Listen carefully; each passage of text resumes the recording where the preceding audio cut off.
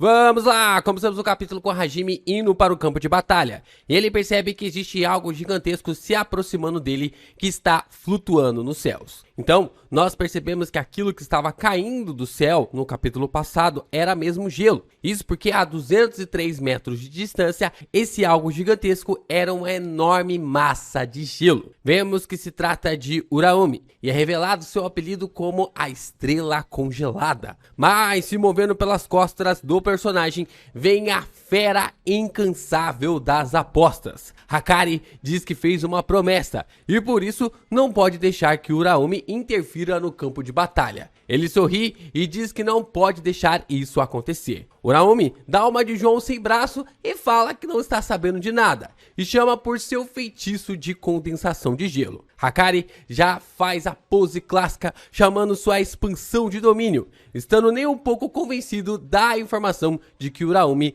não estava sabendo de nada. Kenji consegue expandir o seu domínio, conseguindo capturar Uraumi dentro dele. Mas, mesmo assim, o aliado do Sukuna é feliz em fazer o gelo chegar até o seu objetivo. Seu alvo não era impedir que Hajime chegasse até Sukuna, mas que algo chegasse nas mãos do Rei das Maldições. Assim, ele levanta seu braço direito e aguarda a chegada de algo muito valioso para ele. Yo Geeks, aqui é o LP e você está no canal do Geek Brasil. Fiquem ligados que esse vídeo contém spoilers do capítulo 237 do mangá Jujutsu Kaisen. Simbora, pessoal, porque mais uma luta vai começar.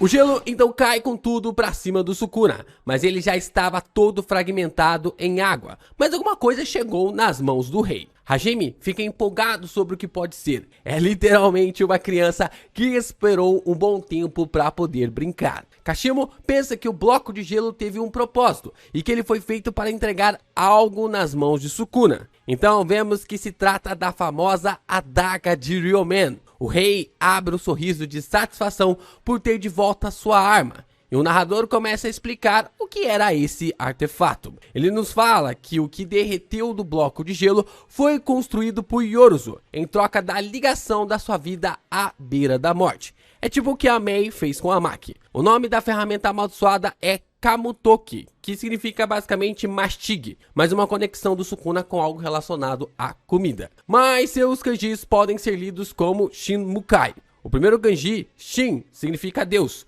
O segundo kanji, Takeshi, significa assassino. E o terceiro kanji, Kai, significa solução. Pode ser definido também como a solução do deus assassino. Mas, como o Furigana está como Kamutoki, deve permanecer com esse nome. O narrador continua dizendo que os efeitos da adaga são algo estranho, difíceis realmente de explicar. E assim Sukuna imbui sua energia amaldiçoada nela e dispara contra o Kashimo. É um disparo a queima-roupa sem nem chances de defesa, o que faz Sukuna abrir um sorriso dizendo que estava com saudades disso. Vemos que raios saem da adaga e é mais um item nas mãos do Sukuna para a gente não entender nada. Mas assim que a nuvem do impacto do golpe do rei desaparece, Hajime está lá intacto, o que até mesmo surpreende o Sukuna. Dessa forma, vemos que o choque elétrico emitido pelo rei não faz efeito nenhum ao Hajime, por causa da natureza elemental do seu feitiço. Hajime então chama pelo Sukuna. Ele questiona sobre sua vida, se havia nascido como o mais forte ou durante o seu viver acabou se tornando o mais forte, fazendo ali uma espécie de comparação, de paralelo com o Satoru Gojo. Se ele havia nascido ali como o mais forte da forma como Satoru havia nascido, ou se ele se tornou o mais forte através de ser forjado a se tornar o mais forte. Sukuna começa a brincar com a sua adaga, passando ela entre os dedos, e apenas responde um vai saber. Ele era apenas uma criança indesejável. Hajime pergunta ao Sukuna se ele não conhece a fraqueza, como ele pode ser relacionado com os outros, ou como pode se importar com os demais. Kashimo responde que ele não havia conseguido. Além dele mesmo, todos os outros seres humanos eram apenas frágeis montes de terra. Hajime questiona a Sukuna se a força é estar sozinho. E será que a busca incessante pela manifestação de poder sem limites e o contínuo errar é um castigo imposto aos mais fortes? São bons questionamentos do Kashimo que refletem demais naquilo que acompanhamos nos últimos 13 capítulos entre Sukuna versus Gojo. Dessa forma, o rei abre um sorriso e bate a empunhadura da sua lâmina em sua testa, dizendo que Hajime era alguém ganancioso e que Satoru Gojo também era alguém assim, e questiona a Kashimo sobre isso. Sukuna então pede para Hajime vir até ele, que o rei ensinará como lidar com esse sentimento conflitante que estava dentro de si. E conforme Hajime sorri com as palavras do Sukuna, vemos a expansão de domínio do Hakari ainda ativa no céu. Deve estar rolando uma buta rave lá dentro. Eu só espero que o Hakari não morra em off. Por favor, Gege, não mate o Hakari em off. Kashimo parte para o ataque e dispara contra o Sukuna. Ele usa seu bastão e ataca o rei, mas Ryomen apenas defende usando sua adaga. Sukuna recua dos golpes de Hajime e o mesmo sorri, sabendo que agora ele pode liberar finalmente todo o seu poder. Assim, Hajime libera seu feitiço chamado de Fera Ilusória Ambar. Como uma besta que ficou presa em um ambar por eras, Kashimo agora estava livre para usar todo o seu poder. Sukuna fica assustado com a velocidade de Hajime, mas não consegue fazer nada e toma o primeiro soco na fuça. O soco o manda para trás e Hajime se prepara para lançar algo contra o rei, que continua pulando para longe, tentando encontrar uma maneira de se defender contra o que quer que seja isso. Hajime concentra sua energia amaldiçoada em suas mandíbulas, e assim ele modifica seu rosto, fazendo uma boca enorme e absurda. Um disparo a queima-roupa vem contra o Sukuna, como se fosse uma pressão ferrenha de vento e poder amaldiçoado. Mas na verdade é uma pressão sonora, com Kashimo gritando "Ah!". Sukuna reclama do grito que Hajime havia dado, mostrando que o personagem também é capaz de criar barulhos ensurdecedores que podem mexer com as estruturas físicas. O narrador então começa a explicar que a Fera Ilusória Ambar é a manifestação do feitiço de Kashimo, que é capaz de converter todos os tipos de fenômenos, transformando seu próprio corpo a fim de realizá-los. Vemos assim uma besta naquilo que parece ser algo eletrificado. Uma pressão absurda surge do seu corpo e ele está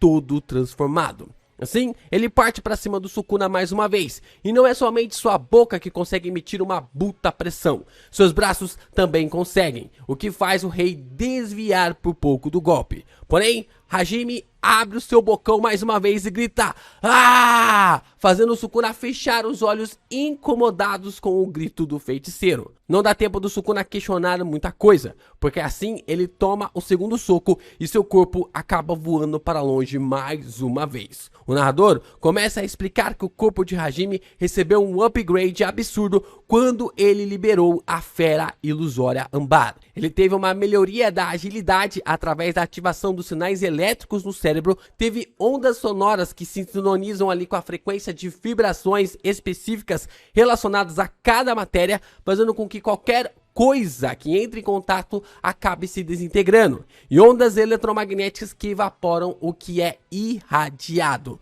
O narrador diz que Kashimo ultrapassou os limites, e o corpo de Hajime que realiza esses feitos já não é mais humano, e que, assim que o feitiço acabar, seu corpo entrará em colapso. E ainda por cima, ele possui sua famigerada descarga elétrica, que a queima-roupa vai com tudo contra Sukuna, lhe mandando na lata. Kashimo apenas observa seu raio acertando o rei com tudo, e uma grande explosão ocorrendo. O que o Kashimo vê lhe deixa assustado com o resultado do seu raio. Então, o narrador toma a fala dizendo que apenas uma vez, como se pudesse usar esse poder apenas uma única vez, além do feitiço de reversão, Sukuna possui um feitiço para reparar o seu corpo, e que o rei das maldições estava intencionalmente interrompendo esse processo para que seu corpo original surgisse. Assim que as nuvens desaparecem, assim que o resultado do golpe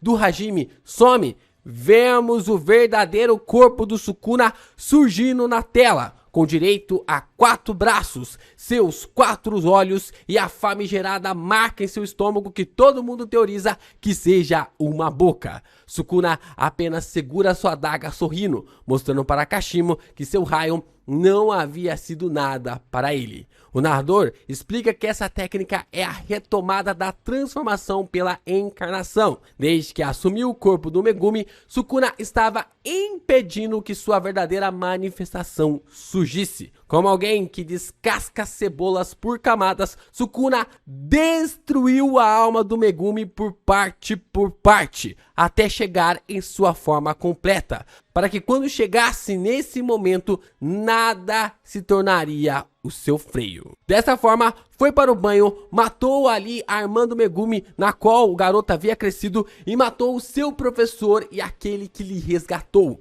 Sukuna desgraçou a vida do Megumi para sempre, e agora tinha o total controle sobre o corpo, manifestando assim a sua verdadeira forma. Só falta ele tirar a lança de dentro do estômago agora. Aí sim teríamos seu poder de forma completa. Sem contar que o que o Hajime fez contra o Sukuna até agora foi não deixar o Rei das Maldições lutar. Ryomen tomou 2 socos e um puta raio na cara. Ele nem sequer usou um único corte ainda. E se analisarmos a luta do Gojo novamente, se o Sukuna fosse derrotado, ele ainda se transformaria na sua forma verdadeira, como ele fez agora. E todo o seu poder, pelo que parece, seria restaurado. Isso é loucura demais. Isso é loucura demais. Como é que vence um cara desse? Literalmente, não havia como vencê-lo. Sukuna só não liberou sua encarnação contra o Gojo porque seu corte se adaptou primeiro. Assim que ele sofreu o dano do raio do Kashimo, liberou sua encarnação e curou todo o seu corpo, como se tivesse sofrido um reboot. Mas, como o narrador disse, ele só pode usar isso uma única vez. É agora que a batalha entre Kashimo e Sukuna vai começar. Os poderes do Kashimo são absurdos demais. O cara consegue alterar seu corpo no nível celular através da eletricidade. E usa sua energia amaldiçoada até mesmo para aprimorar os sinais elétricos em seu cérebro. Olha que nível absurdo. O Hajime é inacreditável. E eu tô curioso para saber como o corpo do Kashimo vai se comportar ao receber o primeiro corte do Sukuna. Será que ainda tem espaço para a intangibilidade? Não rolou neste capítulo. Mas será que ainda tem espaço? E eu só achei um pouquinho piegas essa parte que o corpo irá desmoronar depois que ele utilizar a técnica. É literalmente de que ele vai morrer depois que utilizar essa técnica que ele ficou esperando por tanto tempo? Veremos assim os próximos capítulos. Sobe a mensagem do editor dizendo que a verdadeira forma do Sukuna foi manifestada e assim o capítulo termina nos informando que teremos continuação na semana que vem.